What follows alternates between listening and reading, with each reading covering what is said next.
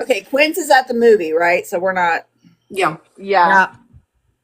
She'll be here She's shortly. ditching us to hang out with Namjoon. Rude. Okay, How what's happening? That's right. Thank you, Shells. dare. I knew it was a TV show. Rudeness. Okay. How dare.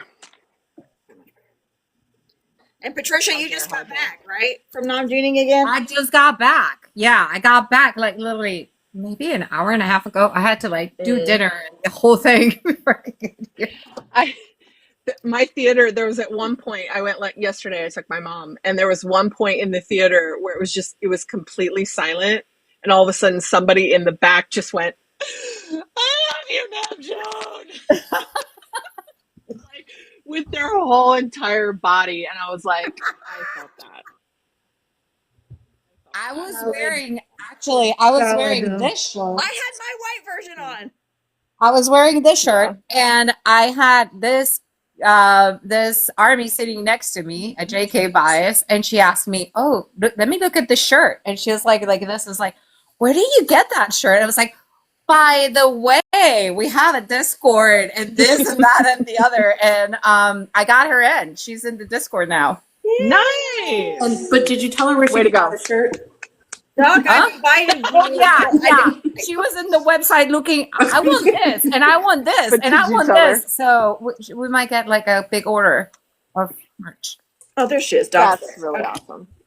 I'm here. I'm here. I'm just quiet. Aw, how cool. Sadly, we'll get more into the movie, but there were only 5 of us in our theater. That was my group. But the fun thing about it is like during the groin portion, I literally got up and was dancing, just because I could. So Yeah. That's somebody else at their theater was silent. My theater was totally silent. I went alone. There were maybe 8 to 10 people in the whole theater. But I went on Thursday night because that was the only night that worked for me this weekend. So I expected it was going to be. Yeah. So the only time we could coordinate all of the Southern Missouri, Northern Arkansas AP529 line to go together was next week Saturday. And so it's probably going to be a mostly us theater, which we're fine with. That's awesome. Yeah, I had to go in a weird day. My theater today, people applauded at the end of the movie, and everybody started screaming when the message for Army appeared at the end. Yeah. There were a lot of guys. There were some guys. Tons of them. well done. At my theater, 2/3 of the people didn't stay until the end of the credits. I was like, you're missing the point. It's like, did you have not listened listen to this the album? Well, the girl sitting next to me, the one that I got in the Discord, it was actually pretty funny because she went now I feel guilted to stay at the end of the credits. You should. I wanted it to start all over again as soon as it was over. Just Yeah. because I felt like afterward, I was like, wait. I got to go back and the interviews, and I don't want to be a spoiler, but just some of the interviews, I wasn't expecting, that conversation to take that turn. And so I was like, I want to go back to that and listen to it again and make sure I understood it. And yeah, it was just really fun. For those who haven't been yet, I went to the theater with reserved seating. So I was like, this is amazing. I can roll up right at the show start time. There'll probably be a minute or two previews. I'll be fine. I walked in 90 seconds after the start time and I had already missed 2 or 3 minutes in the movie. They started Oh, dang. Like a concert, there's no pre-show. There's no pre-show. Right. They just jump right in. there's no pre-show, there's no previews. And yeah, I was surprised. Right.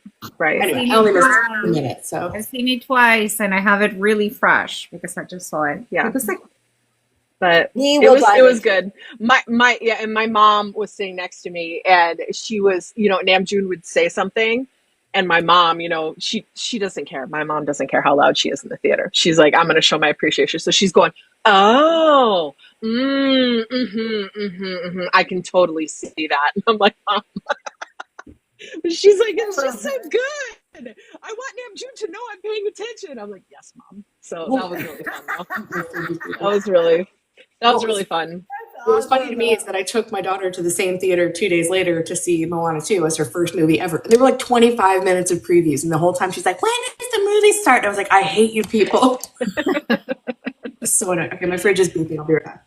Well, it was good. It was fun. And we were talking about it too, because there's a group of people in southern Arizona, like the Tucson, and then there's a bunch of people that come up from Sierra Vista. And this is the fourth movie that we've seen together, because we did Yet to Come, and then we did Yoongi's D-Day, and then we did Jungkook I Am Still, and now RM. And so it's like become a little tradition. And then when we were going to leave the theater and we were all just chit-chatting, we were like, well, when are we going to see each other again? We don't need to wait until, these documentaries come out to see each other. So it was nice. Yeah. It was very nice. You got to meet somebody new this week, didn't you? Did you mean in the theater? Yeah. Yeah, I met 2 new people. Yeah. Yeah. New in person. Yeah. So very cool. Very fun. Anyway, I miss it. As soon as I left the theater, I was like, it's like that post-concert depression. Yeah. Just like, because you were hanging out with other ARMY and you got to talk about the guys, and it's just like, Yeah. Anyways, not like I don't do that for hours a day anyway. We don't do any of that. Never. What are we talking about? What? Not like we don't get to talk about them all the time. Anyway, all I got to do is pop on the Discord and I can talk about them. But anyways, yeah. So fun. All right. Check your messages, everybody. I just put one in our live mod thing. I have a question. Sorry, an agenda question. Agenda Question. Yeah, I think later. Okay, I'll add it then while we're talking. Okay, go ahead so we don't forget. No problem. Okay, let's see. Oh, it's my turn next. As per usual, we're gonna do our Patreon shout out now to our new subscribers, and then we'll talk a little bit more about Patreon now later in case we pick up some new people along the way. So for those of you who don't know, we do have a Patreon to help support what we do, these lives, the Discord, the website, the blog we put out every week. What else do we do? It's hard to remember all the map. We do a lot of things. So to help support that, we have a Patreon. I'll give more information later. But we do want to every week shout out a couple people who are subscribed. So let's shout out this week to Angie, Laura M, Lissa. Oh, she told me her real name. It's in an email. I don't have it. But her username is CharkMommy3. I'm sorry I don't have the email in front of me. And Deb C, who is a new subscriber. So thank you guys very much for supporting. Nice.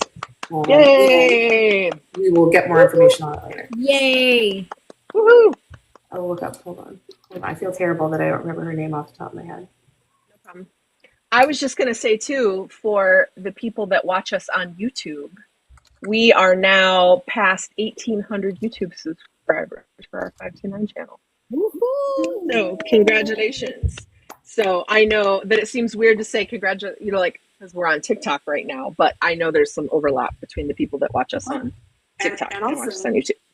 The last I heard was that TikTok will again become illegal in 5 weeks. So, yeah, I wonder if that's true. That was a couple days ago. I feel like they're going to figure out something, but who knows? At this moment in time, I think they said January 19th it has to be sold or it's banned. Oh, interesting. So unless they had a deal in the works already or find something some way. Basically, on January 19th, if you don't know how to VPN, fucking learn. Yeah, or come visit us on YouTube. Instagram. Yeah, that's actually a good point because we get this question sometimes. Instagram does not have the ability to do multi-person lives like this. I think you can do a max of 2 or 3 people. So that's why we don't go live on Instagram. It's nothing against the platform. It's just that there's 6 of us and we don't all live in the same place. So that's, somebody said the Supreme Court could pick up the case. That's what I said. I don't know if it'll actually happen, but that's the latest I heard. Yeah, you never know. I mean, it's like standing Bangtan, isn't it? You just never know. Well, I mean, it's fun. It's rather fascinating because their reason, like the rules they have to follow, is to divest of their Chinese ownerships, but they're not fucking owned by Chinese people. So, like, they already divested. They already are not owned. Doc, are you trying to apply the logics? Hey, hold on. We just got a new Patreon subscriber. Thank you, Binsky. Yay, Binsky! Thank you. Thank you.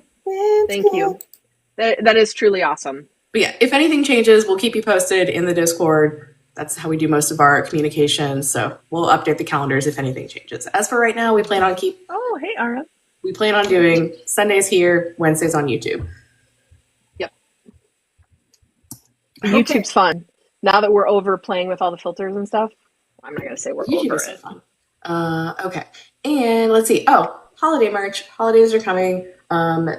Everything that we sell through our shop, which is ap529.com/shop, everything we sell is print to order. So you order it, and then we have a printer who prints our design on a product just for you. There is no shelf of products waiting with our designs on them. So for that reason, there is a longer lead time to get them. So if there's anything you want to buy as a gift for someone for the holidays, I highly recommend that you get those orders in like now. The time, if you're not in the US, has probably already passed to guarantee to get it here by Christmas.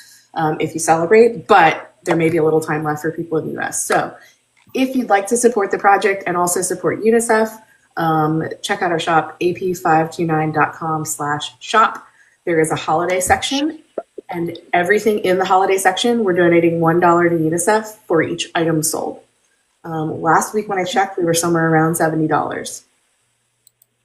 Hi, Philippines Army. And yeah, we have some cool stuff. We have some winter wear stuff. What else did we do? We had a lot of happy season gin stuff. We had some ornaments. Somebody asked, who does our international shipping? It varies. So all the different products we sell, like t-shirts, ornaments, notebooks, mugs, often those are done by different printers, and they all select their different shippers. But I know that they've clearly told us that Canada Post is not an option. I know that you're Canadian. I think that's why you're asking. So I don't know who they're using for Canadian shipping right now. Short answer. I can, if you bring me a specific product and you ask a question, we can find out for you.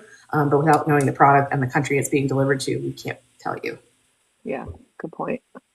I tried to ship something to Canada this week, and the post office wouldn't even take it. They were like, yeah, because they have nowhere to put it. Yeah, we can't take it till whatever. So.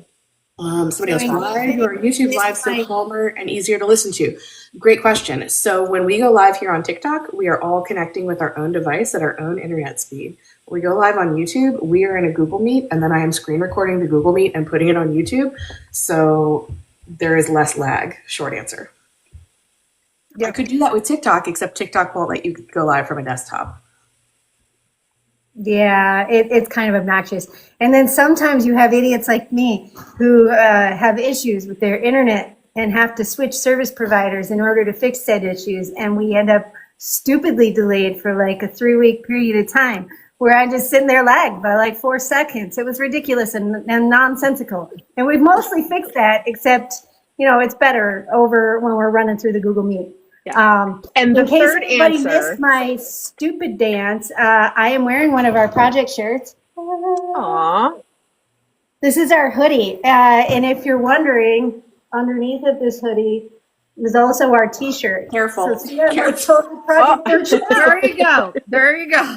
Yeah, I got heart palpitations. They're glorious, and they're super soft inside for those of you who are touch sensitive. Yes, we added a crew neck sweatshirt to our lineup. We had previously been selling hoodies, and that was the sample we ordered to make sure that it was nice. When we sell a new product, we do typically try to order a sample to make sure it's not crappy.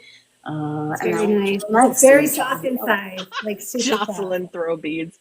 The third answer, by the way, question is because sometimes we are like a pile of puppies overexcited talking about Bangtan. That's your real answer as well. We don't know what to do with our hands like Quince. We get excited. Sometimes we become like Hobi and we flap our arms in excitement. I know at least 2 of us have ADHD. of 2. I think it's minimum is 2. Minimum 2. I would guess maybe 4, but I think 2 of us might be diagnosed. yes. Really. The The rest other is 4 like- are just undiagnosed. That's all it is. Awesome. You know what? I will say this though. We've gotten better. We used to be a hell of a lot worse because we just didn't know each other very well, and so we didn't take the facial cues and the vocal cues of when somebody was actually going to shut up so that the other person could start talking. We've gotten better we at that. raise our Believe it or hand. not. Yeah. Now we believe it or raise not. our hand like in school, like I want to say something. We would raise our hand if some of our ADHD could fucking remember to raise our hand, but some of us don't remember. I'm too old to remember both raising my hand and remembering what I wanted to say. So I just have to say it. No, you take notes. Oh, Yeah, and You're really good at taking notes. I'm not patient enough to take notes. I'm not good at the note taking. One of the two.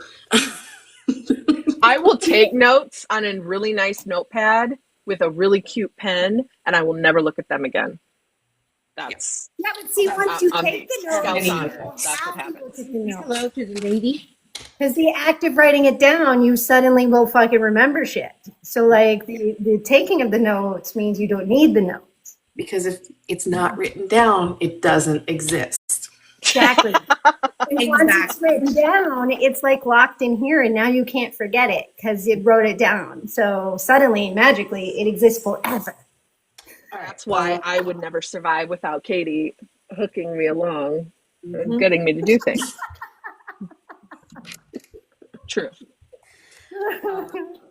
Let's see. Some of these aren't assigned, so I'm just going to go for it, and then we'll switch over to Patricia.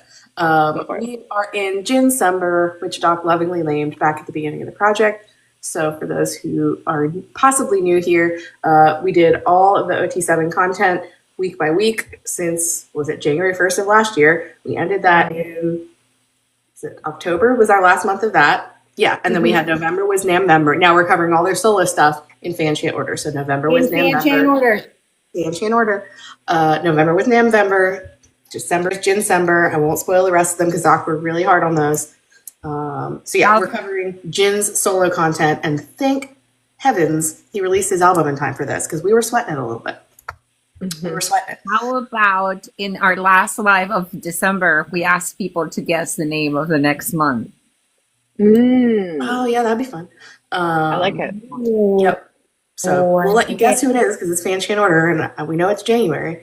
So yeah, we will be talking a little bit more about the blog where this live. Quince is the primary writer, and she'll be on a little later. And then also just a scheduling reminder, we will not have a live on Christmas Day, the 25th this month. And there are also not going to be any of the regularly scheduled content watch parties that week. Both the groups who host them said that they wanted to cancel so they could have family time. But we will be live on New Year's Day, which is the following Wednesday, because that is our birthday-versary. Yeah, all the calendars are updated. But, you know, you don't have to tell your family. I mean, you can lie and tell them that you're going to go watch a super important meeting, but we won't be here.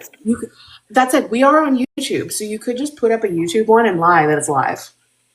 True. That's true. That's true. Yay, birthday. Yeah, that's when we threw open the doors to the project. Yeah. We have a plan.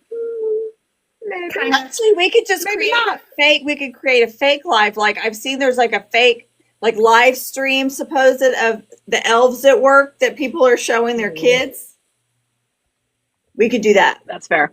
Yeah, everybody can do their own thing, but I've been very clear with my child who is 3 that Santa is everybody who does nice things for people at Christmas, and people work very hard to make Santa happen. I'm like, no, you don't get to believe that. You don't get to believe nobody. Yeah, my 8-year-old has always known who Santa actually is, but do what's right for your family. she thinks it's wonderful because she feels like she has insider knowledge and she helps spread the Santa story to other kids. That's cute. No, she's so excited. She's like, do I get to be Santa? I was like, yeah, you can like make cards for people. Like you can do fun stuff. As opposed to my older brother who was like, every time somebody would bring it up, he'd be like, lies.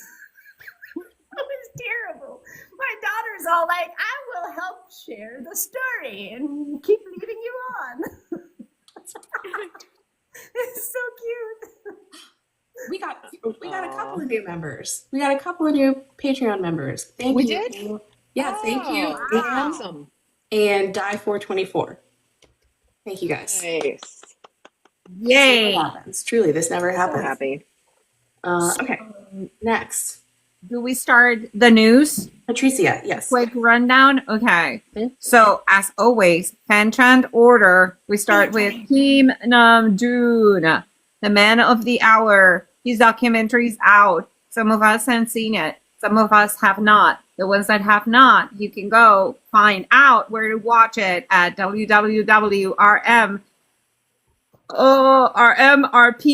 rmrpwp.com. And if you don't have any friends to go with, just go to the Discord. We have this local threads. You can find friends to go with. By the way, I was thinking about going again next week, but in New York, the last day they were showing it was today.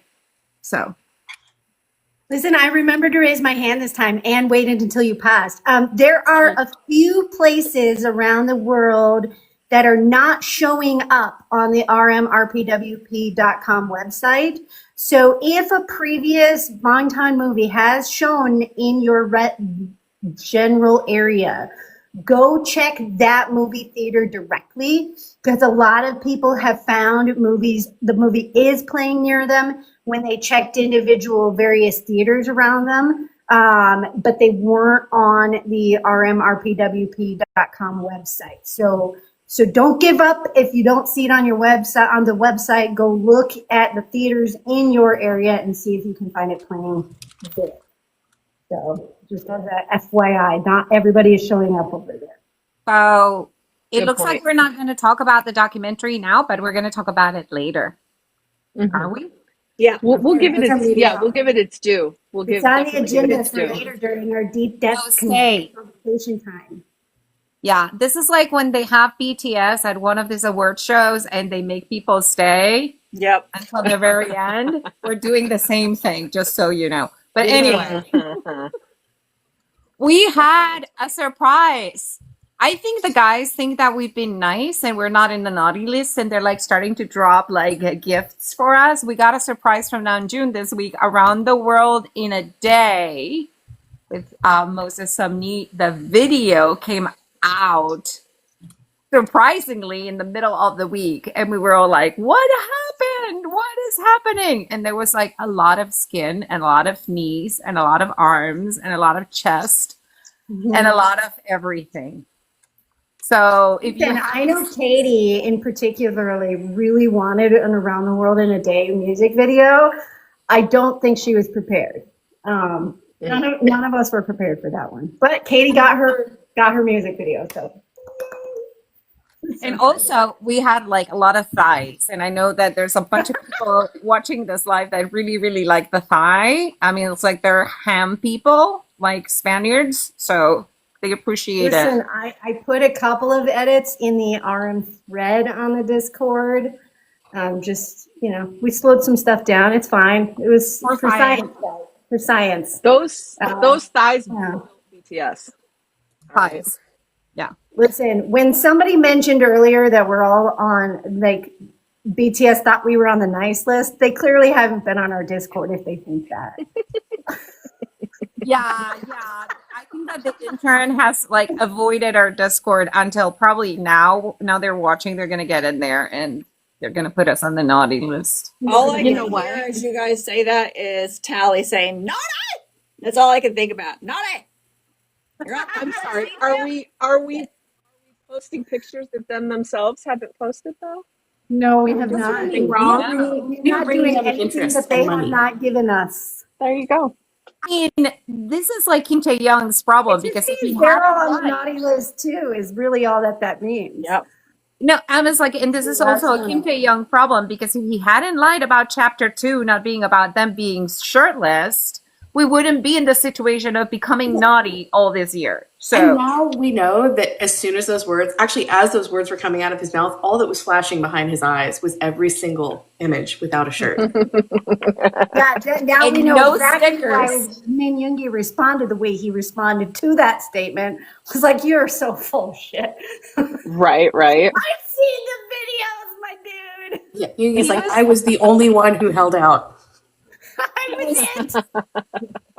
he was thinking of, are you sure? And like all that pool scene. He was like, are you sure, Kim Tae-young? Are you sure? He was not sure. I'm telling you that. Anyway, Now, Billboard crowned RM's album Right Place Wrong Person the best K-pop album of 2024. Very well deserved. Well deserved. He's been on all of these lists of the top 5, top 10 albums of the year across genre. He's been on all of them. It's been glorious. Yes. And by the way, How fun. has anybody noticed that the name of the documentary is not Right Place Wrong Person? It's Yes. great people. It's Right People Wrong Place. Yes, Yeah. and you know why? Can you Is stop? because I went to tweet about what a good time I had at the movie. I typed out the hashtag and then I went, oh God, somebody's going to attack me for doing the wrong hashtag. So then I had to go back and switch the hashtag to the actual title. So Yeah. yeah. I actually noticed when I went to see it on Thursday, and I was like, this title is wrong. I could not like put two and two together. I noticed it when they were advertising for the festival, the BIF Film Festival. And I was like, they just fucking would. They already took a confusing ass title. And then there was a song in it that was different from the album name that was the same fucking acronym. And they would make the documentary yet another name with the same freaking RPWP on it. Because why would. not? Why not? Just drive us all crazy, as usual. Anyway, Yep. we're with the man of the month, Steph. Oh, sorry. I was looking at my card going, okay, what was it? Right people, wrong place. Okay. Yeah. Here we go with our worldwide handsome, Jin. As someone wrote in our agenda, Jin keeps doing shit. And a lot of that That's shit fair. doesn't even have subtitles, and my ass is still watching it all. So All of it. just can't pass any of that up. On his birthday, we got a shit ton of Running Wild stage cams. And even though he couldn't necessarily talk to us on live, he gave us a lot of gifts. The fishing documentary part 2 is out, and that was like Academy Award worthy as far as I'm concerned. Glorious. As much as this man has talked about tuna, how he has proposed to a tuna, he doesn't even know what an effing tuna looks like, apparently. So, And that was after everybody on the ship, the whole time he's reeling that bitch in, are calling it a yellowfish. They're like calling it by what it is, not a tuna, and yet still. they gave it away. Like they gave the end line out, and then he still didn't even he didn't get it. Listen, you know what? If Jungkook can rename Chipotle to Chipotle, then Jin can name the fish whatever he wants. He can That's true. think That's that anything true. if he pronounces a tuna. So That's I always thought yellowtail was tuna. Like if you saw it at a restaurant, if you I think saw that's yellow fin. yellowfin. Oh. Well, that would be Yellow confusing something. to anyone. There's a yellow something or another. Clearly, I fish, and I know Close what these enough. are called. I must be Clearly. seafood. I'm an Namjoon. Clearly. I don't eat anything that lives in the water. It was a yellow something. I thought they called it a yellow fin. That's But fine. maybe It was a not. yellow fin. Yeah. Yellow something. I don't It know. was Yellow a yellow Something. something. I don't know. And And then maybe it is a type of tuna, but I don't know. I don't fish. I don't know. But I mean, Hosek was totally,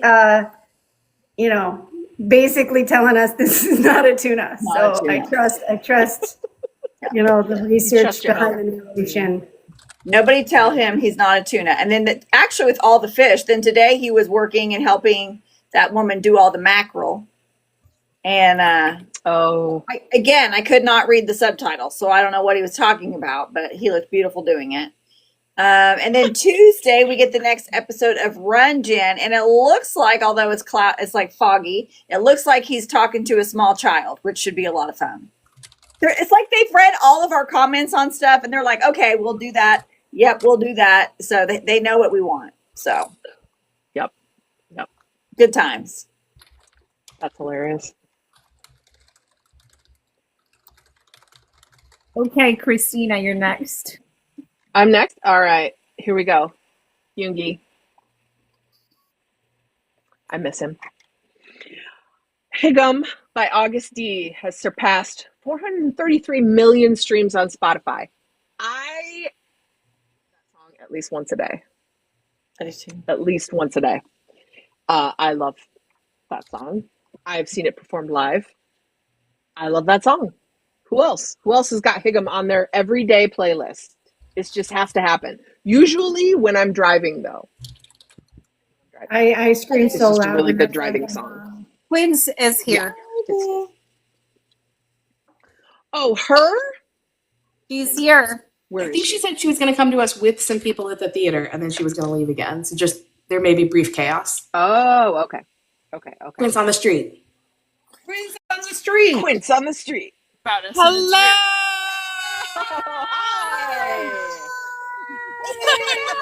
Look at this Christmas tree. Amazing. Gorgeous. That's awesome. Hi, friends. We just got out of the movie, Yay! and they're being ridiculous behind me. They're making their TikTok debut. Making their TikTok debut.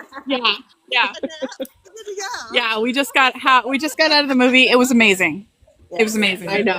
It really is. It It really was is. so good. All right. Say hi, everybody. This is Susan. Hey. Alyssa. Susan, calm down. Angeline. Hi, friend. Amelia. Hey. Lori. These are some of our 529ers. Yeah. Local to me, and we get together every time there's something going on. Angelina here just got married, so everybody Congratulations. When we went to go, she's a Kim. She married a Kim. She married a Korean. Keep it in the family, you guys. When we went to go see D-Day, August E, she just had a boyfriend. Oh. Now, when we went to go see Jungkook, she had a fiance. Hey, that's at least a year. Oh. Now, here in Namjoon, she got a whole ass husband. Amazing. Wow. Next documentary, she better be, If she's keeping Bangtan time. I'm getting a pet. Anyway, I'm gonna pop back on once I'm out of here, but we just wanted to say hi, and I'll be back shortly. Yeah, have fun. Bye, guys. See you. Have fun. Yeah. Bye, everybody. Aw. That's so cute. Oh, that's so cute. That's adorable. That's like when All right. like, the weatherman does the hurricanes from on site. That was very cute. Or that time when Yoongi pretended to be an on the street reporter, and he was like, "No." Speaking of Yoongi, one more time. Here we go. So 3 years ago, Namjoon posted this pic on his Instagram with the caption "Finding Yoongi" and tagged August D. Here's the picture. So 3 years ago, RM pushing the Yoongi cat agenda. I love it. So there you go. There's Yoongi news.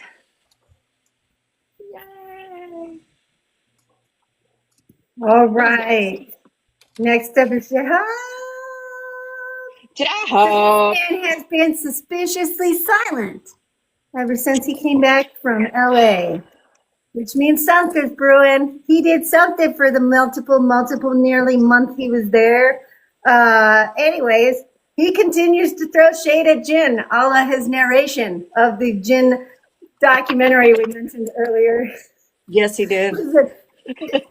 Listen, Jung Hosek in his deep little register over here, seriously narrating the most bullshit of words was not on my 2024 bingo card, but I am so glad it appeared. I feel like we need this man to narrate all Run BTS episodes from here till forever because Since he can't win the games, he might as well narrate.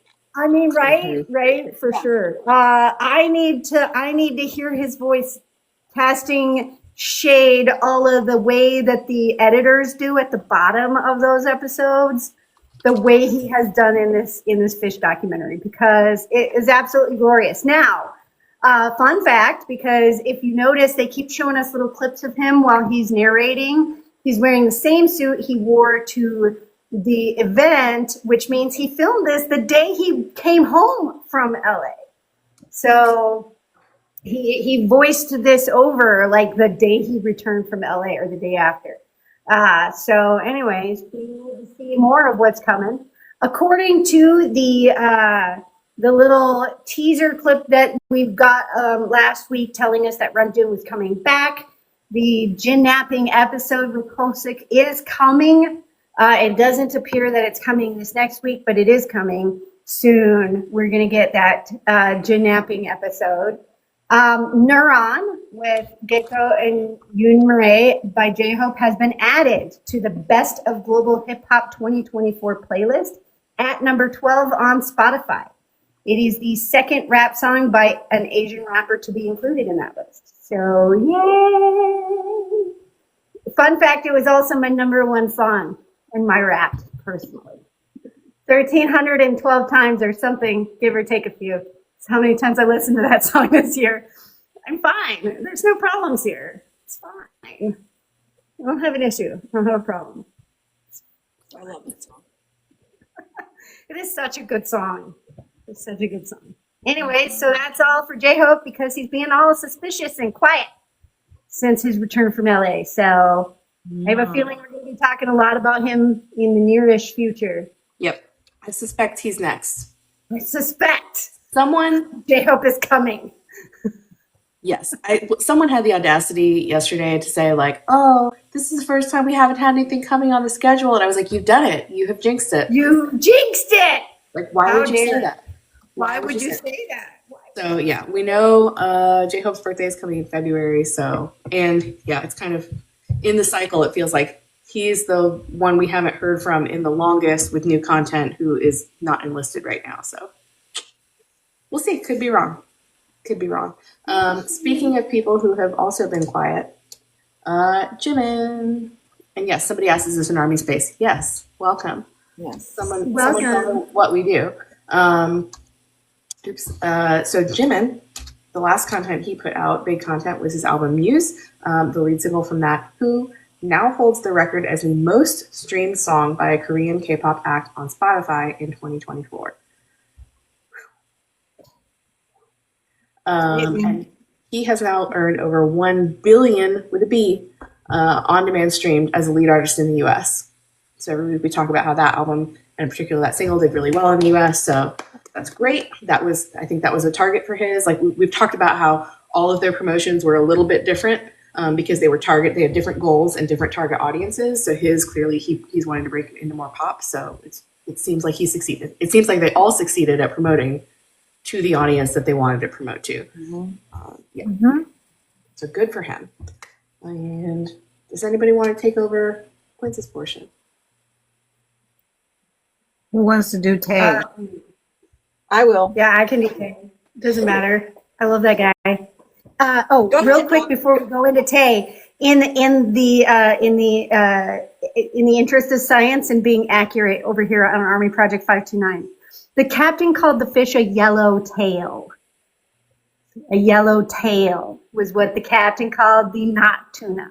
So there you go. There you go.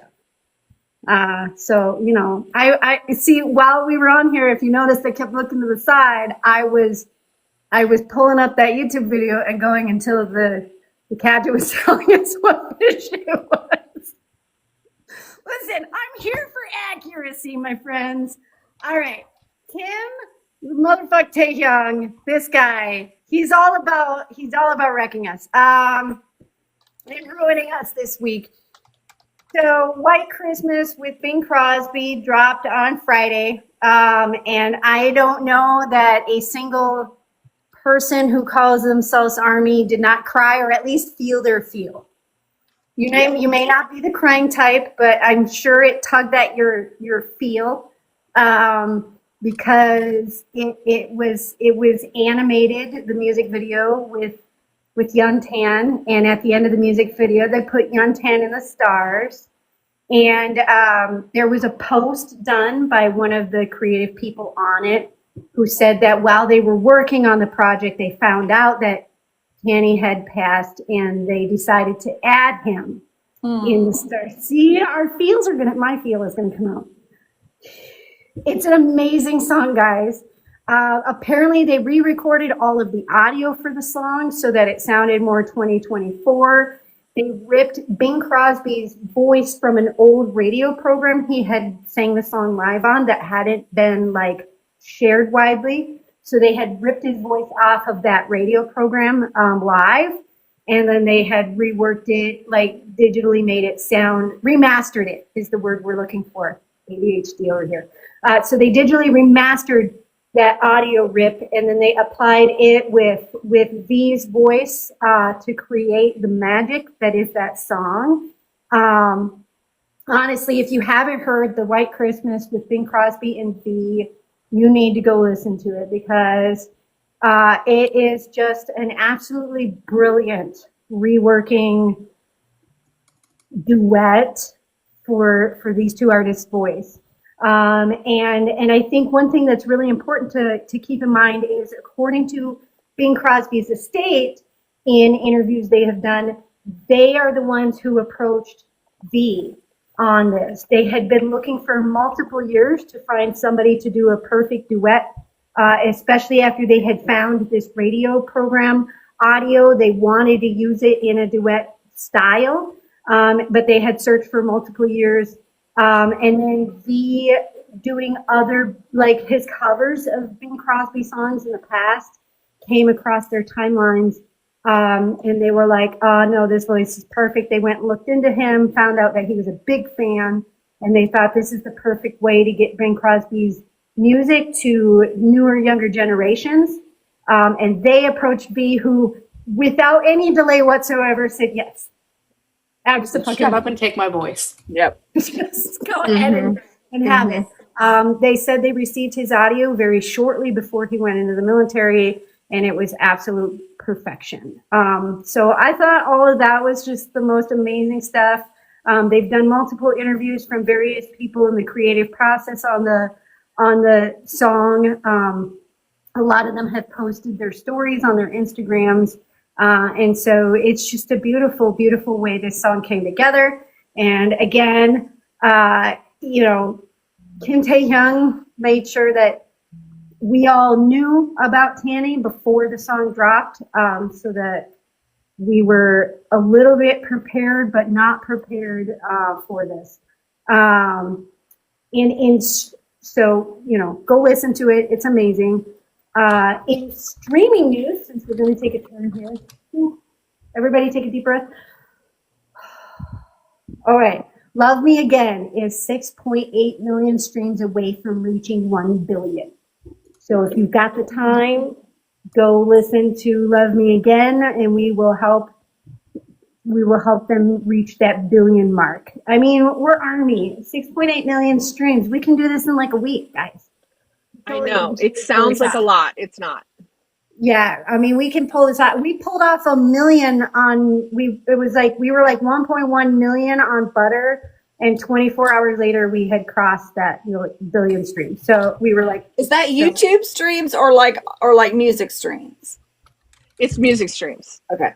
Yeah, those are music streams. Yeah. So anyways, we're real close. So go to your favorite streaming application, your favorite music place, and listen to that guy, because we're so close to the 1 billion on Love Me Again. But anyways, so who's up for Jungkook?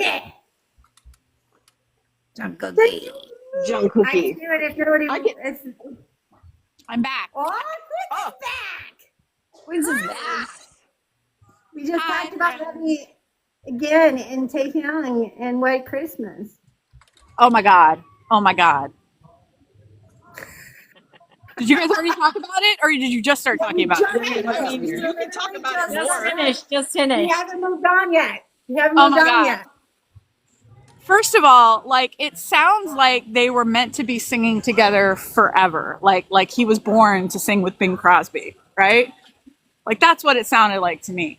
And I don't know if you guys read all of the extra like the articles that were coming out about this, about how it was literally his children that sought Taehyung out to sing this song because they knew that he was such a big fan because he's been sharing Bing Crosby's music for years online. And they saw him singing when he did his vlog the one where he was in his car and he was driving and he, we went to the dentist with him and then he went and we got food and then, all of that. They saw him singing Bing Crosby in his car. And that's what made them decide to reach out and ask him to do the song. Which I think is pretty effing cool because they've never done that before. They've never asked anybody to do something like that before. So what you're saying is that they're baby Amazing. army and we just need to get them. Yeah. I mean, Yes. that's I mean, that's what I'm hearing. Yeah, that's what I'm hearing. They just want to know his brother's names. Yeah. They just they're so close. They're so close to being army. So close. Hey, can I really quick? I see this coming up in the comments a lot. That somebody bought a star for Yotan. Yes. Just so you know, you can pay money to dedicate a star, but legally, the only that can name a star legitimately and scientifically is the International Astronomical Union. But you can pay money to companies to get a star dedicated. It's just not an official scientific recognition. So hopefully that helps. Like it's a sweet, like I totally think that was a completely sweet thing to do and very thoughtful. But it's just not something that's. I mean, you can still look it up on like the registry and it says his name, which I mean, even if it's just symbolic, it's still pretty. Yeah. But what you're saying is that I can't buy a star and move there. No. So, scientifically, I just wanted to put that out there, but I still think it's really cool. I still think it's a cool, cute thing to do. It's not like having a private island in the Caribbean. Yeah. Yes. No, it's not like that. But the other cool thing about that is that when they were making the music video, the animation company that was making the music video, when they were in the middle of working on it, it had already been decided that Yeontan was in the video. But when they were working on it, it was like in the middle of it, they actually found out that he had passed away. And that's when they decided to do the whole thing at the end where they put him in the stars. The little tribute that they did at the end. So, yeah. And he freaking knew that. So he said that at the end of his Instagram post. I know. See, he knew that they were going to tribute Canny. That's why he made sure we knew ahead of time. Yeah. He made sure we knew. So we were mentally prepared a little bit for being further. So or he just goes to write a normal post and he's like, but wait, let me throw in a spoiler. But wait, because he can't write a normal post. He has to spoil something. That's like his legitimate nature. But the song is amazing. I hope everybody's streaming it. Winter Ahead is still great. Stream that. It really is. It is so good. Yeah. We got 2 Christmas songs this year. It's great. It's wonderful. We can move on now, though, since I've had my say about taking on that. Okay. We're going to see if I can do the rest of this live from my car. Up next, we got Jungkook. Jungkook. You're going to do Jungkook? I don't have the agenda, so sorry. So Jungkook, I Am Still, the original docuseries is out now on Disney+.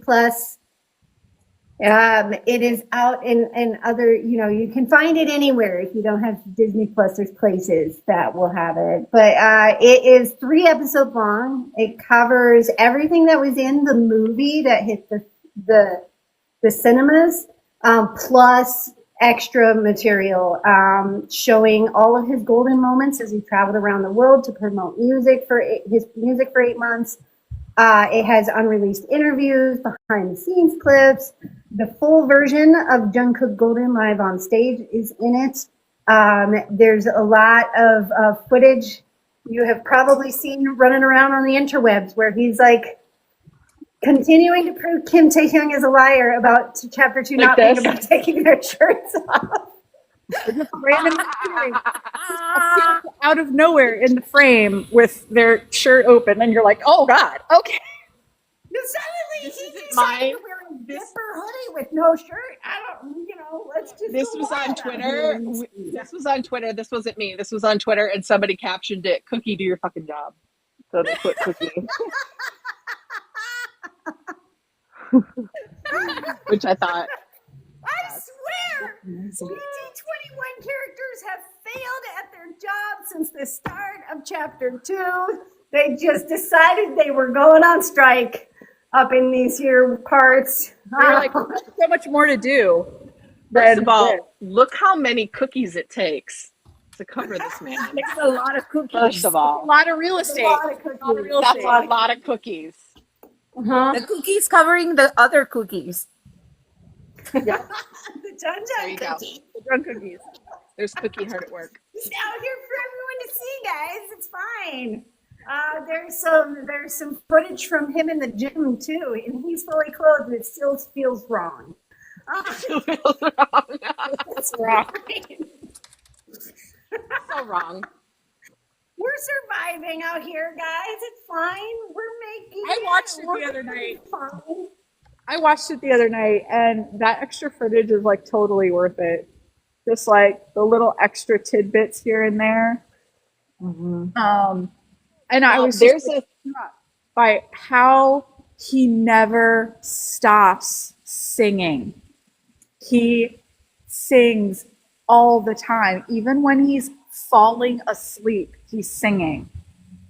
And it was so endearing. I mean, I like you already know that he loves it, but it was just like, just a reminder of how much it means to him. Yeah. There's a theory, by the way. Go on. I was just going to say, there's a theory, by the way, and I don't know if this is true or not, but supposedly when ARMY is sad on the internet, we get naked Bangtan pictures. It's just a theory. No. For sure. We at least get like half naked Namjoon. He knows when we're sad and he gives us a thirst trap. There you go. That's the theory. Sorry. Anyway, go ahead. Now I can only think of Santa Claus is coming to town except Namjoon. Like he sees when you're sleeping. He knows. When you're depressed, he Watch knows out. when you've been sleeping. He knows when you're depressed. He knows Look when at everybody. Look at everybody in the comments. I'm so sad. So sad. We need to. Leslie's our songwriter. Leslie, get on it. Yep. Oh my God. Oh, my goodness. Kim Namjoon. You guys haven't watched it yet, go watch it. Okay, but you know what's crazy is JK's constant singing reminds me that he did that interview multiple years ago on You Quiz on the Block, where he said that back when he was informed, now he would have been like 14, 15 at the time, back when he was informed that he was going to be the main singer in the center for the group, he said he was so overwhelmed and he was feeling so excessively pressured because other main singers and other centers were so cool and so awesome, and he was so overwhelmed by the thought. He said back then on the You Quiz on the Block interview that he gave up the concept of vocal practice. And he decided that vocal practice no longer existed at set intervals of time or certain times of day. Yeah. And he turned vocal practice into 24/7.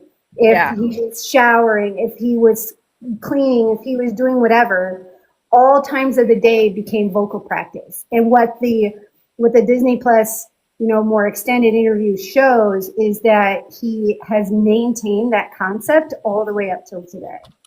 Is that there exists no time of day that's specifically vocal practice. All day long is vocal practice for him. And I just think it's kind of cool that he's maintained that since pre-debut. He's still behaving that way. It's just kind of cool. Okay. And what is happening with that rumor about the YouTube channel?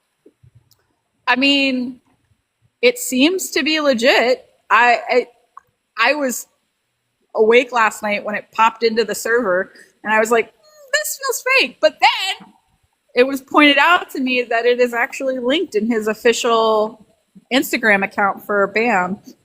There is a link to that YouTube channel. And it's in the bio.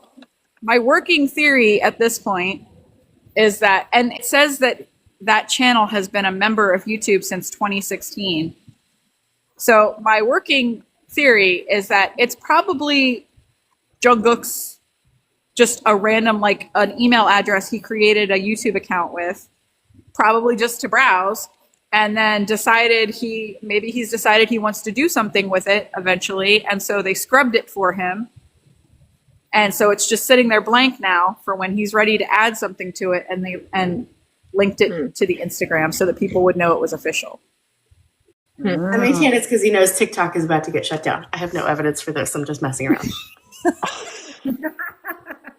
Katie, we're gonna get letters, Katie. We're gonna get letters. I would feel like we dated without letters from anyone.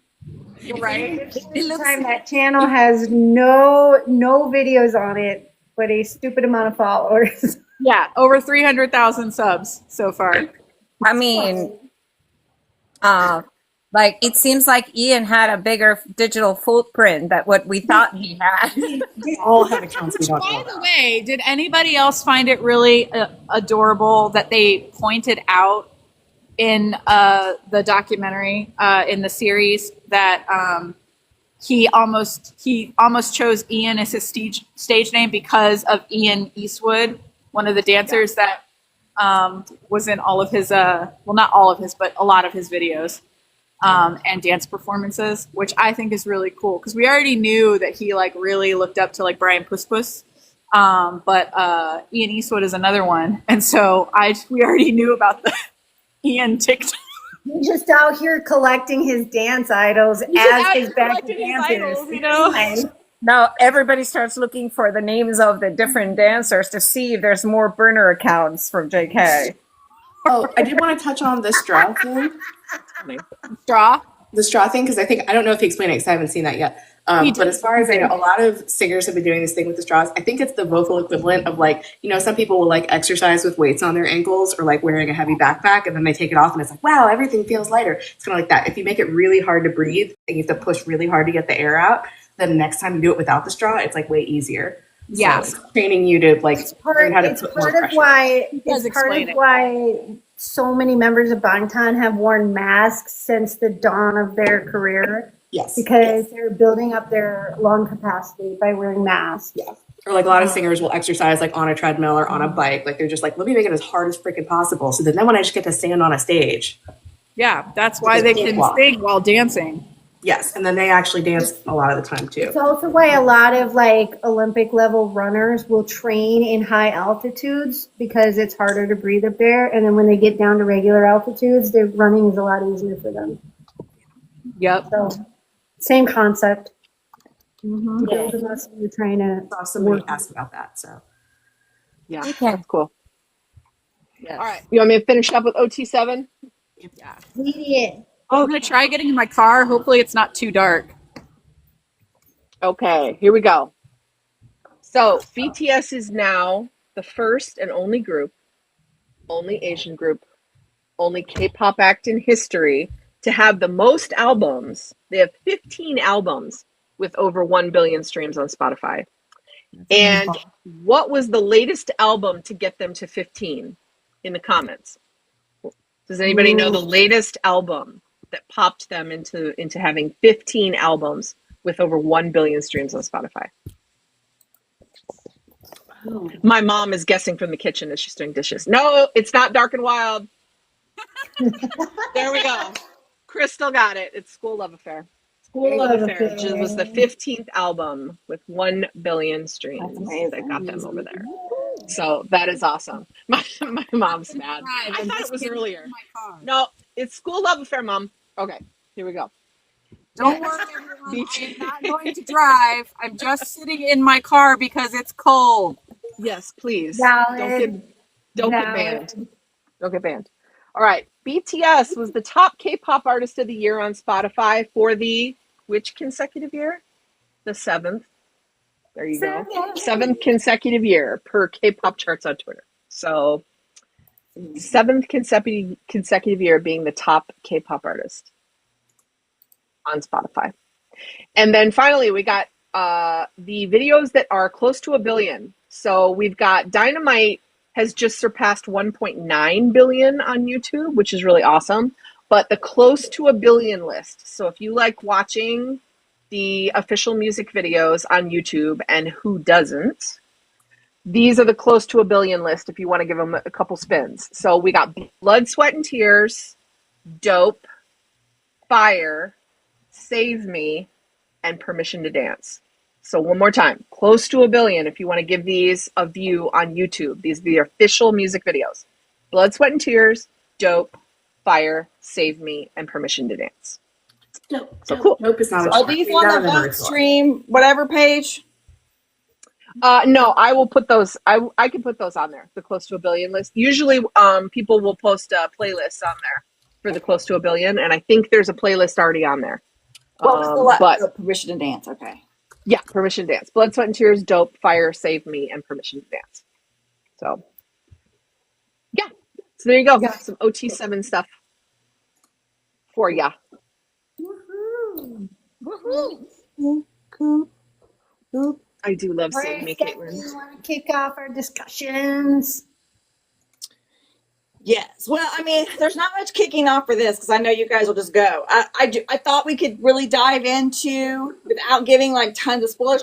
Although I don't think there's a ton of spoilers. It's just really giving our thoughts, kind of. I don't think there's anything like hugely surprising about Namjoon's documentary. I thought we could just maybe each talk about those of us that have seen it. What do we think about it? What kind of stood out to us? And it's like fresh in my head. I'm ready. So I'm ready. Go ahead. Sorry, I accidentally turned on my hazards and then I just broke like a vent in my car all in the span of 30 seconds, you guys. I am a menace. This is a very Namjoon of you. No. I'm very Namjoon of you. You're Namjoon in your car. I am. Yeah. My mom says a step up. I'm in my car. So yeah, that's a step up from Namjoon. I'm not on my bike. I think all of us have seen it now. Or Doc, have you not seen it? Doc has not. Yeah. Doc has not. My crew is all seeing it on Saturday. Okay. It was. I was riveted from start to finish. I will say that. I was riveted from start to finish. And which I think that says something right there. And what I found, I think it was so humanizing. And a lot of the stuff that was said was things that I figured were going to be said. It's things we've talked about before when we've talked about Namjoon and this album. A lot of things that we have said, he said in the documentary, but there was even more. And it got even more into it. And just some things that like maybe I thought but didn't say out loud, and some things I didn't expect at all. But it was really, he felt, I think this is not a spoiler, but he said that like, he felt, I think he's already said this in an interview, like he felt that this was the freest he'd ever been. But he also, at the same time, when you're watching it, he seems small because he's like absorbing everything. He's learning. And so he's taking everything in, and he's just like, like looking at the world around him. And in some ways it was almost like he was seeing things for the first time. That's how it felt to me. And it made him feel small, but it also made him feel big. I don't know. Maybe I'm not making any sense. That's my initial thoughts. It felt like a delayed quarter life crisis, which he couldn't have at the time people usually have it, because he was just running forward doing what he had to do. And then he hit 30 and he finally got a break, and he was like, oh my God, who am I? What do I want to do with my life? What are my values? Like, which, yeah. I really loved, there's something, so we all know that Sun Yeon is his friend who was in Bombing, who's part of Bombing Tiger, is the one that like really was the impetus for this album getting made and was like by his side through the whole process. And getting to know him more in this documentary and what his thoughts were, that was also mind-blowing and eye-opening. There's something he says towards the end that I'm not going to spoil it, but there's something he says towards the end that really touched me a lot, and made me realize that like it's so worth it to invest in people that way when they really see you and they understand and they can help you walk through life. It's worth that kind of investment in people. It was a real treat getting to know him a little better. Yeah. He was there. He was in the background of a lot of photos. Of like, yeah, we knew he was there, but we got to hear him talk a lot. Yes. My other takeaway is that Namjoon's natural state is being barefoot. Yeah. All the time. Yes. Enormous shirts. Yes. All the Enormous time. shirts. Feet everywhere for free at every single moment. Dog, you can do an entire TikTok like video of all the feet you're gonna see. There's feet. I'll start with something I was minorly disappointed in, or something I would have wanted to see more, and then somebody can talk. We'll sandwich it. So I'm sure somebody say something awesome later. For those of you who don't know, I got really, really into this album. Something about this album like spoke to my soul. I did a lot of video content about it, which was linked in November on the project account. I wanted to see more. So it felt like where we jumped, I don't think this is a spoiler. It felt like where we jumped into the documentary, the music was already written, and it was at the point of recording the songs, recording the videos, doing the photo shoots. We felt like we came in like, I don't know if that's like a third or halfway through. I would have liked more footage of the beginning. I wanted to see how the songs got written. And I don't know if it's just because he wasn't recording that at that point because he wasn't sure if the album was going to happen, or if he just chose not to share it. I'm not sure why it wasn't there, but that was content I wish I could have seen more of. So what I'm saying is that I want an extended version when it goes to Disney Plus or Amazon or whatever. Yeah. I'm with Katie. I have the same feeling as Katie. I was like, I want to hear him more talking about the lyrics of the songs and talking about the process for the songs. I think that we got like tidbits. Yeah. And I was like, I want full on serious like, you know, that 3-4 episodes where he goes into each one of the songs. Well, like the song camp that he talked about. Yeah. And like, I remember in some interview he said like about Heaven, that he wanted a shoegaze song on the album. And I'm like, that point when you decided that's what the content I wanted to see, is when you were saying, I want this kind of jazz, I want this kind, I want shoegaze, I want this, like that for me would have been really interesting. Obviously loved what was there. Wow. He talks on like surface level of some stuff that I would like to see more talking about. Yeah. I feel devil's advocate.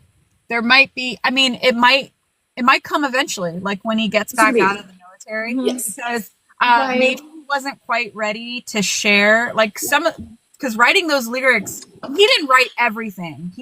Everything. A lot of other people contributed to lyrics too, but what he did write, it could be tied to like deeply personal things that he either can't talk about or doesn't want to talk about. And so maybe it was a little bit easier for him to not talk about the writing process yet. Maybe he will in the future. Well, Maybe he will, maybe he won't. It's his choice.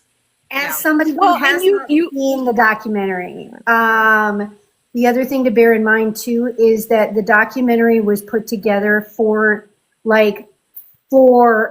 film festival type of consumption. And so there really is a very high likelihood that if that footage exists, it would show up if he does like a docu-series kind of extended thing. meter so that's far, not designed for film festival consumption. I think Yeah. all of their documentaries, I'm trying to go through them in my head, have been re-released in another format, either VOD or Amazon or Disney Plus or whatever. So I'm hoping maybe next year we'll get a re-release of this with extra content. Christina was going to say something. Yeah, I actually devil's advocate too, because I'll tell you why I think it's kind of cool that you don't get that at this moment. And that is because it can be so interpretive if you don't know exactly where it's coming from.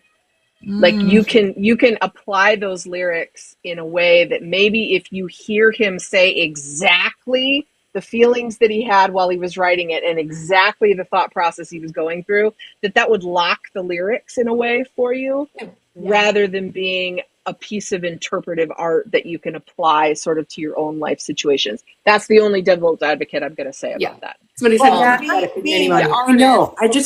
I could have watched him talk about the process of that writing the album for like 12 hours by itself. I could watch him describing paint dry for $25 sitting in a theater. Okay. I don't even need him to talk about anything personal. You know, he could read me the fucking McDonald's menu and I would pay $25. But yeah, I get what I do. On the other hand, though, the selfish part of me, the army part of me that's like, I just want as much as you can give me. Yes, I would love to hear, you know, the thought process behind that, because you get to know him. That's the way that they want us to know them in the most personal way, is through their music. And so that avenue, as deep as they want to go, to let me hear it, I will. How did he land on this fusion of jazz and indie sounds? You know what I mean? That was very new for that's what I mean by like, how did you get here? Yeah, for sure. I agree. Right. But anyway, all right. Somebody else's thoughts. Well, I loved watching the how do I say this without spoiling? So in my head, there is a Namjoon leader, RM, leader of BTS. And think about that moment when they're dancing on stage with Run BTS and he is in the center. And he has the three Maknaes over here, and he has the three Young Line over here. He is the balance, right? He's what keeps it moving forward balance-wise, because that's what a leader does. Yeah. So to see him in this documentary without the six, and he even mentions it a little bit, is to watch him vacillate a little bit more between that personal side of Namjoon and that RM leader persona. And I just thought that was really interesting, and not in a way of like, I'm not saying I like to hear his uncertainty. Like, that's not what I'm saying. I'm saying that it was interesting to watch him and talk about the process of trying to center yourself, because we all know that he's a genius and he's well read, and he has great big thoughts in that head. And I just really liked hearing him kind of like talk about the finding of oneself. Yeah, it's so funny that you said balance, because he says the word, he talks about the balance in the movie too. Yeah, and it was neat, because it's like you have, you know, you have these friends, these coworkers, these members, these people that you care about and that you are, you know, responsible for, in a way. I mean, I know they're all adults, but you know what I mean? Like, as the leader, he has that extra responsibility. And so him talking about that was something, you know, that you don't hear Jungkook talking about. You don't hear Yoongi talking about in his documentary. It's something unique to him as the leader position. And so I thought that was really, I liked hearing him talk about that. Yeah. 100%. Yeah, and I think for him just being a very deep thing, and they're all smart guys. I'm not saying that they aren't smart, but he's a very philosophical, introspective guy. I think being that way means that his quarter life crisis, or whatever we're going to call it, was always going to be deeper maybe than the others. So yeah, I think that's maybe, and he had to put it off for so long because he was busy being the leader. For me, the most interesting thing about the whole thing was like, remember he said he was supposed to go to the military service with like Hobi? Like, the fact that he gave himself the gift to do this, even if he knew that he was going to lose on like finishing the military service earlier. And he just basically kind of came to terms with the fact of like, this is what I need now, and I'm gonna do it. That gave me a whole sense of admiration of him, of like being able to say, no, I'm gonna do this, and I'm gonna do this for myself. Yeah. And also the other thing that I loved about it was like that he found a group of people that supported him through the process of doing this thing. Yes. Which I think is super, super, super important. I and that for me, the most beautiful thing about this documentary is that is like he gave himself the gift of doing this thing that he needed to do for himself right now, and he had the people around him that would like take him through the entire process. So that was the beauty for me of the entire thing.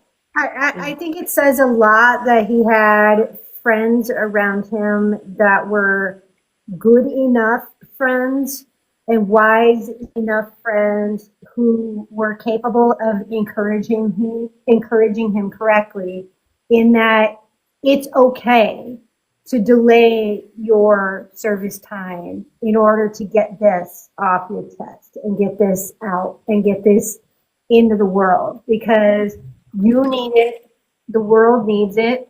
I mean, the fact that it's on so many top 10 lists, top 5 lists, it's topping almost every critical chart on best albums of the year for 2024. It says a lot about how much not only Kim Namjoon, the man, but the world as a whole needed him to get this off his chest and get this out in the world, because it resonated with so many millions and millions of people around the world as something we needed to hear, as something we needed, and he needed. And so the fact that he had the friends in his life who had been through the military, who had gone down that road, who were able to say like, brah, nah, step back a minute, it's okay to delay it, you need to do this. And that he trusted those friends enough to actually listen to them.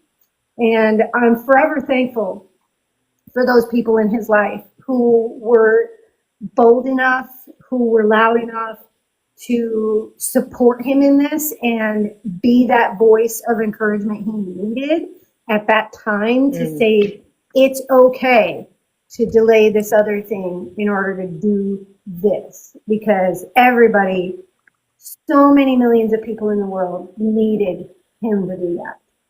Including himself. Yes. He said he wouldn't have been able to do it when he came back. He knew he would have lost his momentum. It would have been, because he said, at one point he said something like, imagine how different I'm going to be in 2 years, 3 years, 5 years. Like, and I like love this was the time. They all want to capture them. I know at least seeing you've talked about, they want to capture themselves as a snapshot in time, and they view those albums as snapshots in time. And I think that's really cool. I was also going to say, I think it's really interesting that, and again, I'm thinking in my head, off the top of my head, all of them that I can think of that did solo projects before enlistment, I feel like they found kind of a pseudo brotherhood. Like with JK, it was his dancers. With Tae, it was, what is it called? That group of Wooga Squad. Wooga Squad. I'm trying to think. Hobi went and hung out with Neuron. You know what I mean? He found Team RM. Like they all, I'm trying to think. They all found that in some way, because like in some way they needed to be alone, but they also couldn't be like too alone, which is good. I think it's good that they knew that about themselves. Yeah, I found it really interesting, and I think that this was something that like I suspected, but he's talking about learning a whole different way of doing things, which he's kind of already hinted at. We've heard him talk about it in the mini Moni. He talked about this was a completely different writing and recording process for him. He wasn't in charge, and that's what he had been doing with his solo projects, was that he really was doing everything solo. Like, and so the process of recording his solo albums previous to this one were lonely. Like, and he even had a song on Indigo called Lonely. Like, they were lonely in the sense that he was doing everything himself. So he wasn't like bouncing off of other people. It was very insular. So I think that this was, again, it was what he needed in so many different ways. So many different ways. Yeah, but also he was saying that he did prior, and I think maybe even on some of his solo works, he had done a lot of the lyric writing and maybe some of melodies, but there were certain aspects of the production that he wasn't really involved in at all. Yeah. And he was excited and interested in that he got to do those this time, and he was saying how interesting it was. Yeah. Yeah, what instrument should he use? Should it be synthesized or recorded? That kind of little decisions. Right. Yeah. Right. Stefne, you you already have saw choreo. it too, right? What? Stefne, you already saw it too, right? Yeah. So I have my notes. I have notes. I have my notes. No, just based off what you guys were saying, but I didn't want to talk over anybody, so I'm like, I'm just taking notes. Okay. So to Quince's point, I did have a thought about that. Okay, so you guys were kind of saying midlife crisis, like he had a quarter life crisis, and I have to say, when I was watching this documentary, and Kelly, who was sitting next to me, whatever side she was on, couldn't attest. The whole time I was like, holy shit, I'm a lot like him. I'm in my brain, I'm in my head a lot. And I feel like people like him, people like me, it's not just like a quarter life crisis, it's an ongoing life crisis. Yeah. Because every phase in your life is different, which gets you in your head. And everything he probably reads gets him in his head. You know what I mean? Like, I don't know, is this more like me? Am I like that or whatever? So I think he's in a constant state of trying to find where, at least if nothing else, where he is right now in the moment. Like, how do I fit right now where I am? Like, so that's one point I wanted to make. And just for the record, you never figure it out. Right. Yeah. Which is, part of the adventure. Okay. To Christina's point about maybe he didn't release that more behind the scenes stuff because it's like, it's more, he wants people to be able to think about it. I mean, he loves art, and art is always open to interpretation. So I don't think he'll ever fully spoon feed kind of what, because I think maybe part of him wants us to go through the same journey he is, which is, how do I make this fit in my own world, in my own space? How do I make this relate to me? Although I do hope we get an extended version, because one of my favorite parts of JK's documentary is getting to see him here standing next to you the first time, and that impact that had on him. Like, I love that moment. Okay. So I hope we get some of that with RM. Okay. The other thing I loved about it was and this is a little bit of a spoiler, doc, so if you want to, but this was also been all over TikTok, but there's a very brief mention of Jin when he's talking about all this stuff. And I really feel like for one of the reasons that he kind of went downward spiral was when Jin left. I think he lost sort of a guardrail in his life. Like, Jin is almost the total opposite of RM, where RM's always like overthinking whatever. Jin's the opposite, and he's like, I don't think about it. Just go, just do, just be, just whatever, move on, whatever. And so I think he kind of kept him more in the middle. And at first, without Jin, I think he sort of moved. It's like you're talking about the blog that's coming out tomorrow, and you don't even know it. Oh, okay. Telepathy, right? Okay, so the other thing I loved about it, seeing happy Namjoon. Dimples everywhere. Free Namjoon.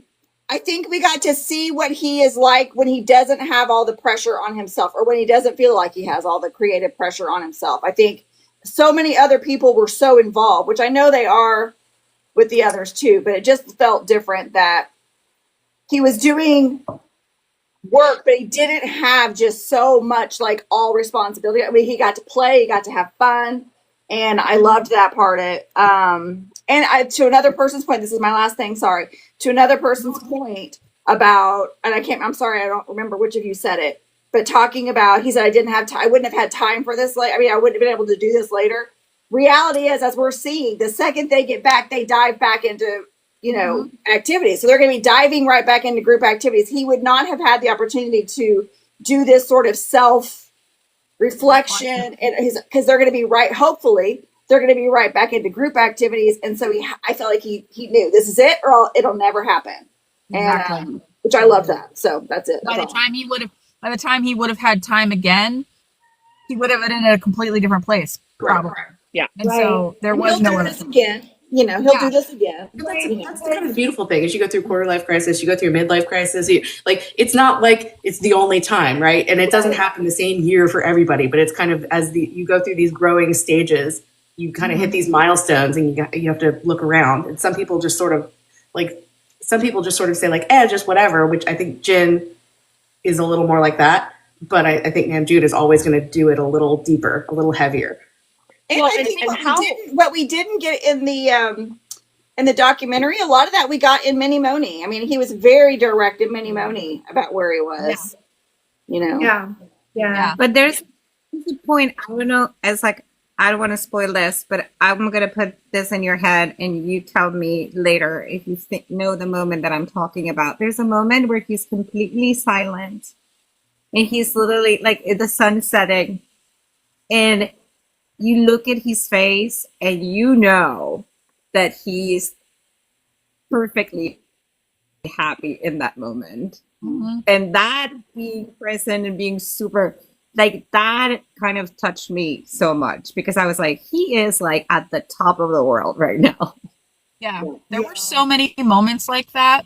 Mm-hmm. Just a moment. And we know this isn't a spoiler because we've seen the pictures of this, but just the moments where he's sitting there with that tiny little kitten on his lap. Mm-hmm. He's just looking at the kitten and he's like, and just like little moments like that. And also when he's standing there with that freaking violin. Yeah.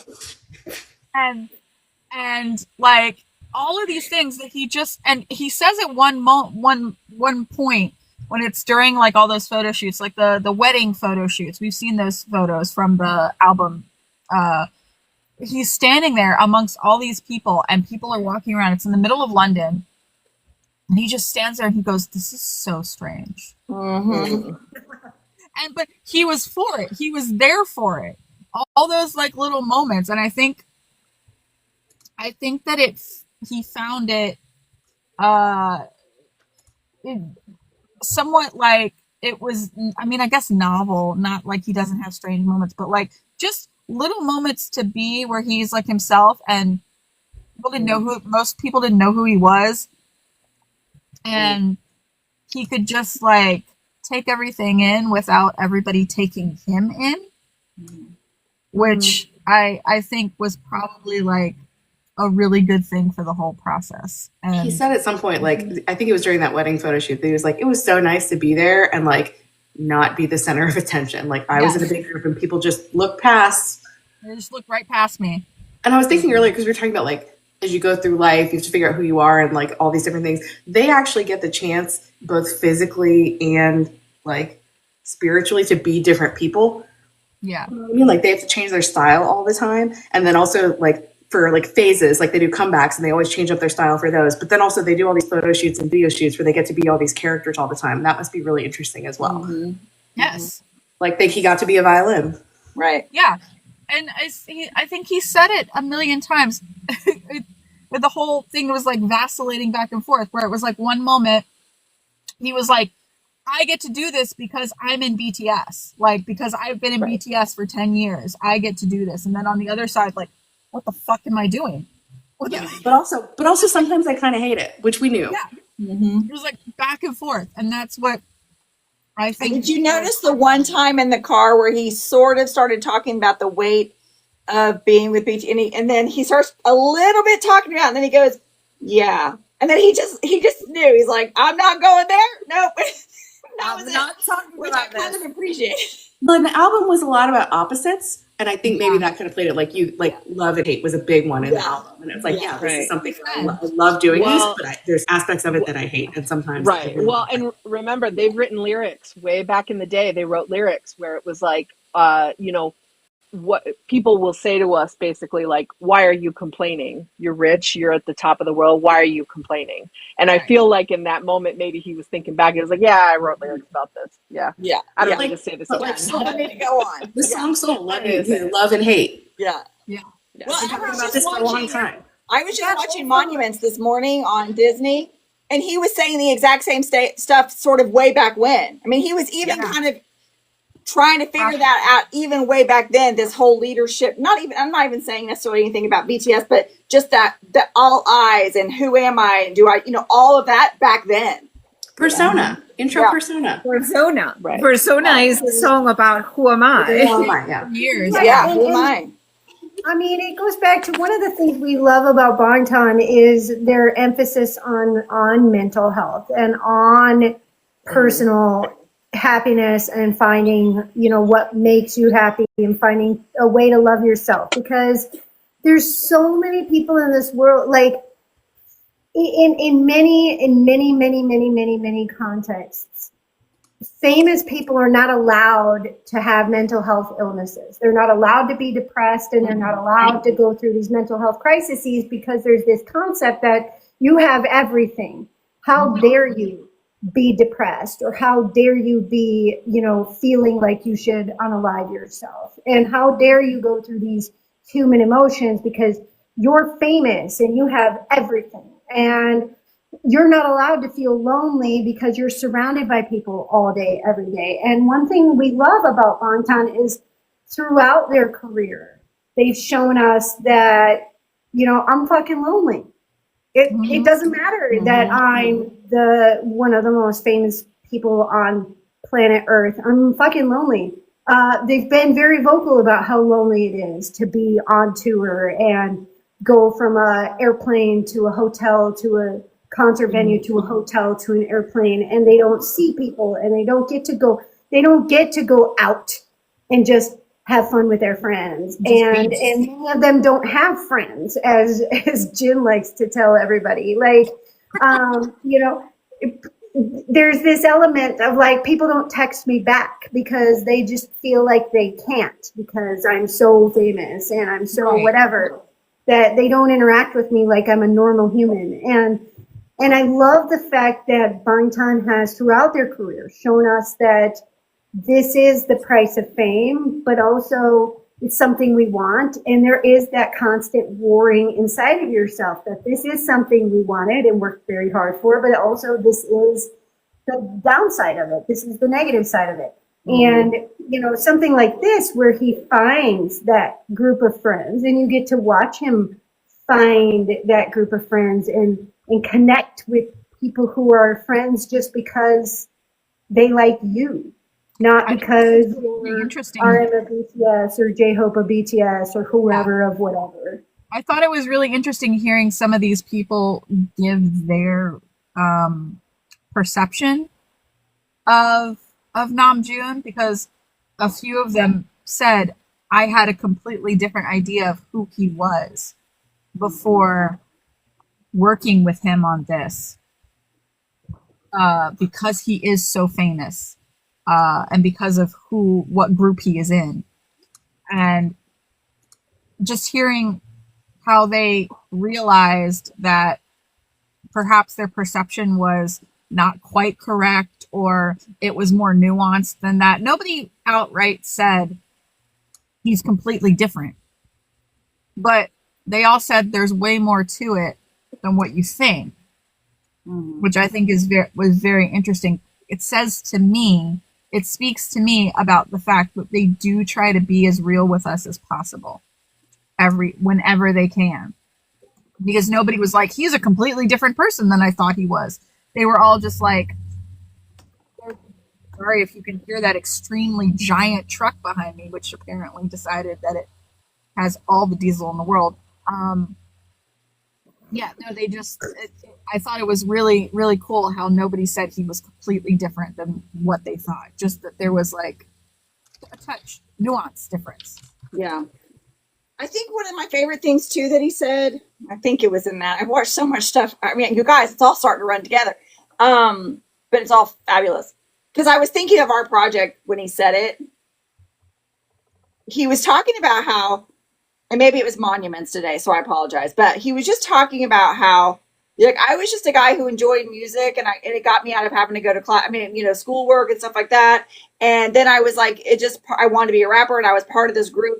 And then I was like, sure, yeah, I'll be the leader. And like, he's like, you never can see your future. Like when you take on doing something, you never know what it's going to become. And you can either fight it the whole way, right? And he could have either been like, oh, I didn't sign up for this, whatever, or you just kind of go with the flow. But can you imagine like just being sort of like, I just want to be an entertainer, to I'm suddenly this global person and everybody thinks my voice is important and I have to have, these moments. And I think what he's trying to grapple with is, or part of what he's grappling with is this, although this isn't what I signed up for, it's where I am, and how do I enjoy it, learn to enjoy it as it is, and be, what I'm saying, live with it. And I think that's not that I'm saying that for us it's like that, because obviously we're little, but none of us knew when we started this project what this would be, right? We didn't know we would be, communities would be built, and we've had pockets of people that have now made friends, and people look to us for information, and they come to us almost like we're, we work for Hive, and hey, what's this? And we're like, we don't know, like you don't know when you start something, and then all you can do is kind of trust the process and enjoy the moment, because what's the other option? Blowing the whole thing up? You know what I mean? Like, I think he grapples with that. I think they all probably do, but I think they grapple with how much meaning, and I feel like you maybe talked about this, like how much happiness people get from them. I think they grapple with that. Like, how could we ever not do this? Like, we love it, but also other people, so much of their happiness is tied up in this. Yeah. I think that's a lot of pressure sometimes. Yeah. That would be the most pressure to me. Oh, totally. Not even like my expectations for myself, but like thinking about all of those people whose livelihoods depend on me. That would be the hardest part. Yeah. Yeah, that's a whole separate thing, is they now have a whole flipping company that they make the majority of the money for. So that's a whole lot of jobs depending on them. But then I think for Army as well. Yep. Their staff, their people that work their concerts, like all of it. They're so young. They're younger than every single one of us by. How do you ever fully get to wrap your head around it? I don't think you can. No. I think it's something that you think about for like a minute and you go, okay, I'm going to move on from that before my brain turns to jelly. Right. Before I'm going to do what I need to do. Before I'm in a corner just rocking myself back and forth because I can't, At least they have 6 other people, each one of them, that can relate to what they're feeling. Because imagine if it was just alone, you know? So at least they have another 6 that are supportive of each other because they understand the position that they're in. It's so funny. Sorry, go ahead, Patricia. But it's like so incredibly extraordinary for a human to experience a thing like this, I mean, I was watching the other night. I randomly, after I watched, I was on Disney Plus, and it was after I watched I Am Still. I saw that they had a new Beatles documentary, and I don't know if anybody else has seen it. Beatles 64. Now, I am a huge Beatles fan. Huge. And I have been since I was a teenager. And so I have seen just about every piece of documentary, anthology, whatever you want to call it, footage about the Beatles. So I know a lot. So this was just literally this is just a documentary about the 18 days that they spent the first time they came to the United States in 1964. And the people that followed them around when they were in New York and they went to Washington, D.C. It's a lot of footage of them in their hotel room, in a car, on a train, it's the same thing. They couldn't be out amongst people because it was too much. It's too much. And it made me think about BTS again. And there was also a part, sorry, I don't want to really spoil it if anybody's planning on watching this documentary, which you should. It's really good. They were interviewing Ronnie Spector. I don't know if you guys, everybody here knows who Ronnie Spector is. Sounds really familiar. She's huge in music, Motown, to the Ronettes. I see she's huge in Korea. She's married. Well, no, but she was married to Phil Spector. All that. Anyway, Ronnie Spector. they were interviewing her, and she was saying how like she and the Ronettes went to go hang out with the Beatles in their hotel room because they knew them beforehand, and they went to go hang out, and they were like, we really want to get out of here. We want to do something, but we can't. There's screaming people around the hotel. And she was like, no, don't worry. I'll take you to Harlem. So she took them to Spanish Harlem and took them to just some like back ass club. And they were eating like tacos and just hanging out and having a good time. And nobody knew who the hell they were. And I was like, that was like what part of this documentary felt like. Was like Namjoon just getting to hang out in like crazy places where nobody knew who the hell he was. And he was having the time of his life doing it. And I was like, they all need to be able to do that sometimes. Well, the location of the after party cracked me the hell up. Oh, I know, right?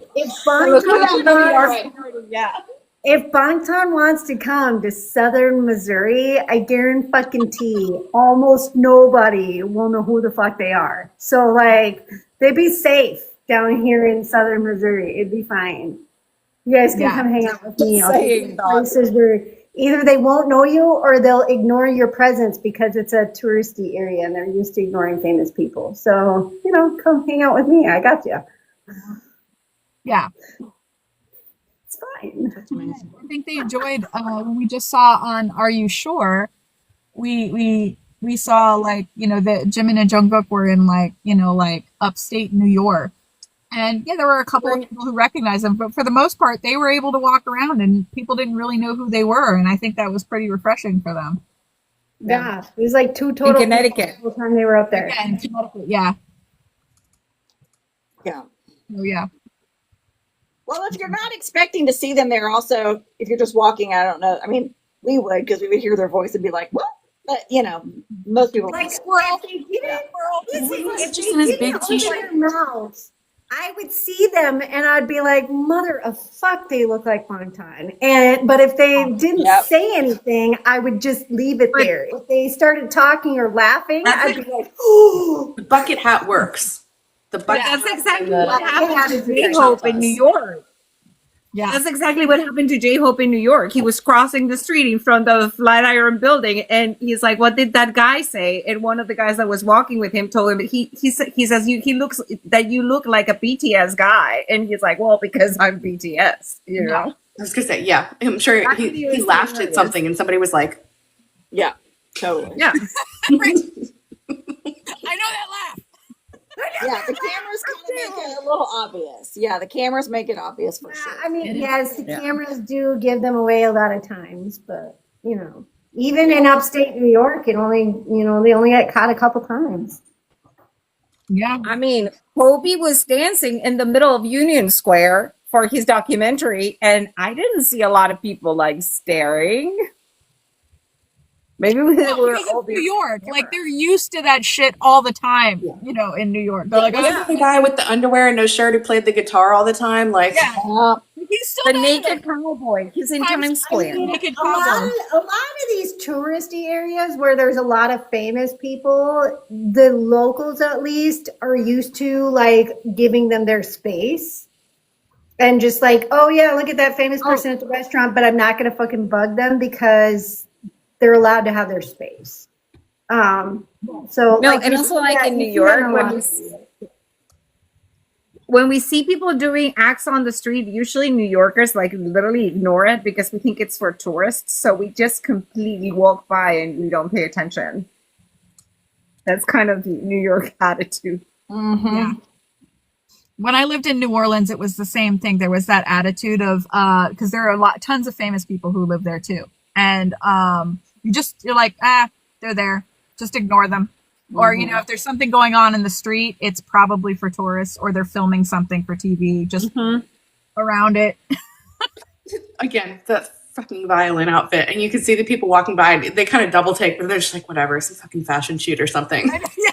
They're so used to it in London. And the Brits that are like take those things, Yeah, exactly. You can just see his face. It's like, please let me die now. Yep.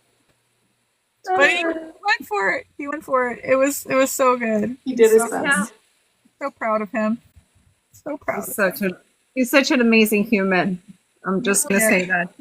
times. Yeah, and by the way, for the conversation in the comments, the reason you'll know it's Jungkook is because instead of looking at the menu, he's looking at all the other tables. Yeah. He's looking at what everyone else is eating. Mm-hmm. Looking at the waiters walking by like, oh, that looks How good. else is he going to know what he wants to eat if he doesn't see it? Yeah. Enormous bites.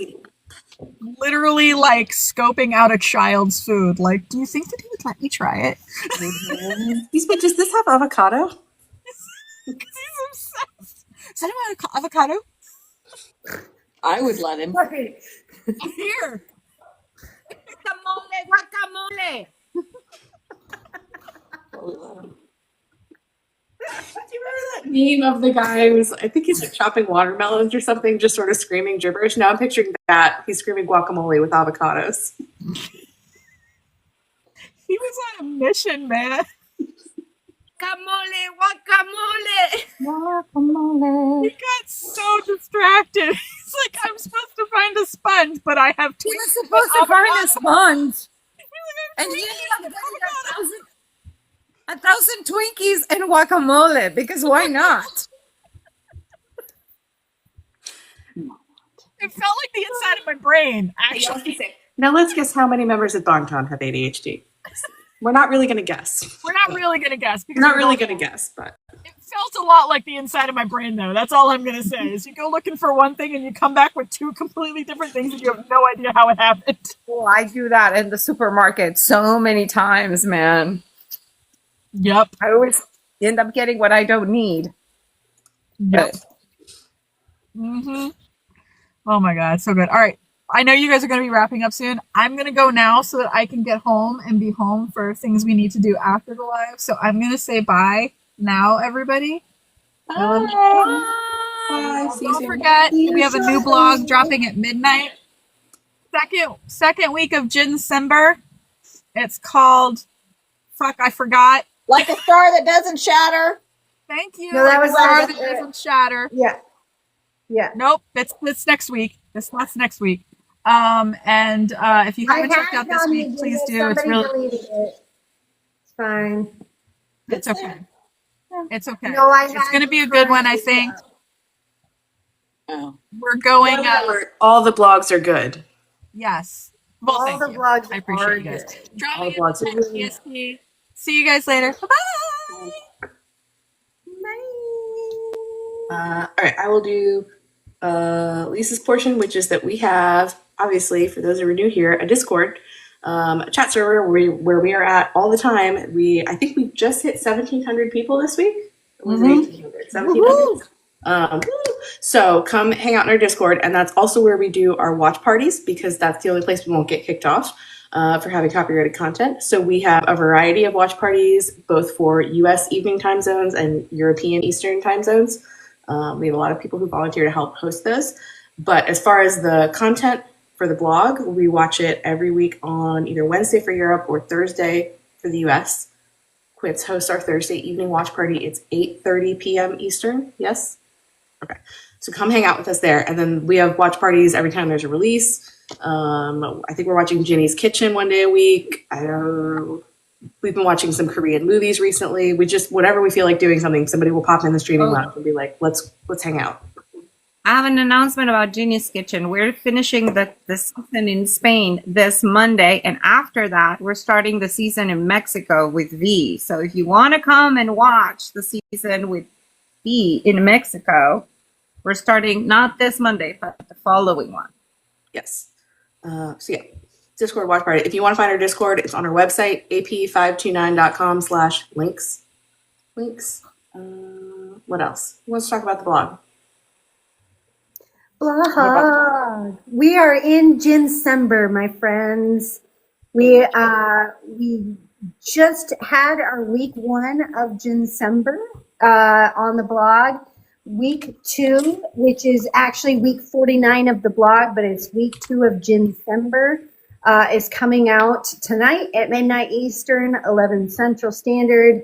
It is called Like a Star That Doesn't Shatter. And so we are continuing our journey with Jin, and we are going to be going from 2018 up until his enlistment. So week 1 was pre-debut 2011 up until 2017. And this week that's coming out at midnight will be 2018 up until enlistment. It's something you're not going to want to miss. There is so much content involving Jin and his solo stuff and his collabs and his just the things he has done for Army over the years is absolutely astounding. I guarantee you're going to find things and nuggets inside of these, especially these first couple weeks of JINCEMBER, that you haven't seen before. And so it's definitely something you want to watch. You're going to want to look at. If you haven't done week 48, which is his 2011, which is pre-debut up until 2017, you're going to want to go check that out. And then next week is going to be 2018 through enlistment. And so that's coming up. JINCEMBER has been an utter joy to curate. I'm not going to lie. Like creating the flow sheets for JINCEMBER has been an absolute joy. He is